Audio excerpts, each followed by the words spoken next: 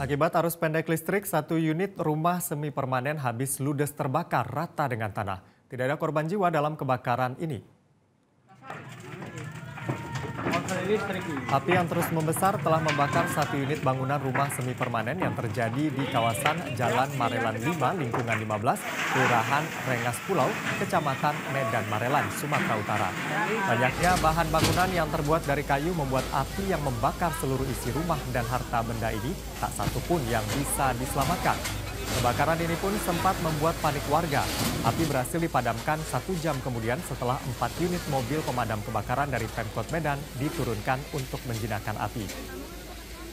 Korban kebakaran, Samsidar mengatakan kebakaran terjadi akibat arus pendek listrik di salah satu kamar. Awal api mulai terlihat dan membesar. Ini membuat harta benda tak satu pun bisa diselamatkan. Tidak ada korban jiwa dalam kebakaran ini, namun ditaksir kerugian mencapai ratusan juta rupiah. Petugas kepolisian dari Polsek Medan Labuhan masih menyelidiki penyebab pasti kebakaran dengan memeriksa sejumlah saksi.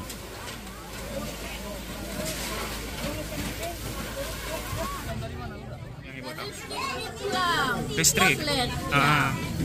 Gimana ceritanya? Di ruangan mana, Bu? Ruangan kamar. Itulah. Itulah. Kemudian, Bu?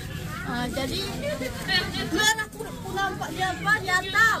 Keluar aku tolong aku bilang sama orang.